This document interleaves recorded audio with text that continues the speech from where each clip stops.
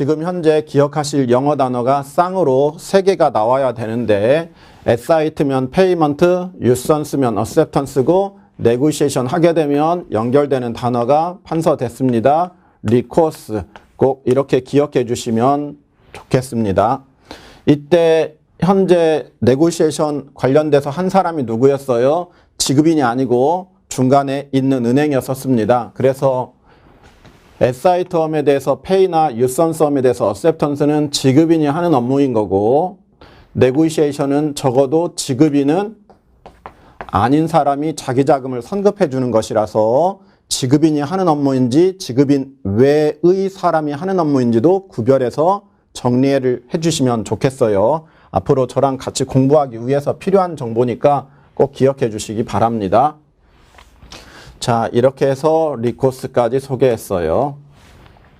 한편 은행에서 대출을 해주면서 이런 상품을 만들었어요.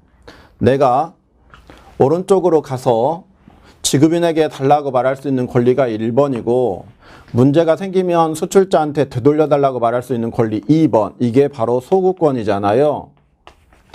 이 소구권이라는 권리를 포기하는 조건으로 2번 권리를 포기하는 조건으로 대출해 주겠다 해서 만들어진 금융상품이 포페이팅이라는 금융상품이에요. 포페이팅이라는 금융상품이에요. 그러면 특징적인 것은 소개가 다 되었으니까 정리를 잠시만 하겠습니다. 수출자는 선택할 수 있습니다. 자금을 온전하게 받는 게 좋겠다고 판단하면 외상어음이 되었든 assighted 어음이 되었건 만기가 될 때까지 기다리는 것을 선택하겠습니다. 둘째, 수출자 입장에서 자금을 조기 회수하는 게 좋겠다라고 판단이 된다면 내고, 즉 대출을 신청을 하는 방법도 있습니다. 고로 만기까지 기다리면 플러스는 많이 받는 것이고 대신 늦게 받는 마이너스가 있고 내고를 선택하게 되면 빨리 받는다라는 점이 좋은 점이고 돈이 줄어든다라는 점이 나쁜 점이 되겠죠. 이때 단순하게 매입을 하게 되면 수출자로서는 지급인 쪽에서 부도를 내게 되면 돌려줘야 됩니다. 돌려줘야 되겠죠. 그래서 매입한 사람은 돌려달라고 말할 수 있는 권리가 있는 것인데 포페이팅이라는 금융상품을 수출자가 이용하게 되면 이 포페이팅을 낸 금융기관은 수출자한테 돌려달라고 말하지를 않습니다. 그래서 without recourse, 소유권이 없는 조건으로 금융해주는 상품이 바로 포페이팅입니다. 여기서 살펴볼 것은 똑같은 은행인데 하나는 소유권이 있는 조건으로 하고 하나는 소유권이 없는 조건으로 돈을 빌려줍니다. 그러면 이 금융기관 입장에서 과연 어느 경우에 소유권을 포기할 거냐, 즉 2번 권리를 포기한다라는 말은 1번 권리가 확실하니까 그런 거 아니겠습니까? 지급인으로부터 받을 가능성이 100%가 된다면은 굳이 수출자한테 돌려달라고 말하는 권리를 남겨놓을 필요가 없겠지요.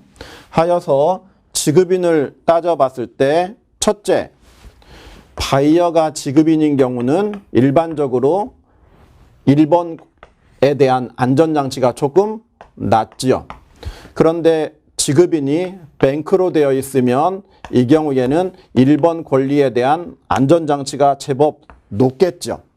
따라서 뱅크가 지급인인 경우가 우리가 살펴보게 되는 신용장 결제 방식이란 말이죠. 따라서 신용장 결제 방식 하에서는 포페이팅이라고 하는 금융상품을 이용하실 가능성이 있는 거고 신용장 결제 방식이 아닌 모든 결제 방식을 묶어서 LC라는 표현을 쓰니까 non-LC 베이스라고 한다면 은행이 아니라 바이어가 돈 주는 사람이니까 non-LC 베이스 하에서는 포페이팅을 신청하러 오게 되면 은행에서는 바이어의 신용 상태가 충분히 좋네요 하면 포페이팅이라는 상품으로 팔 거고 바이어의 신용도가 나쁘면 안 팝니다 하는 형태로 선택하겠죠.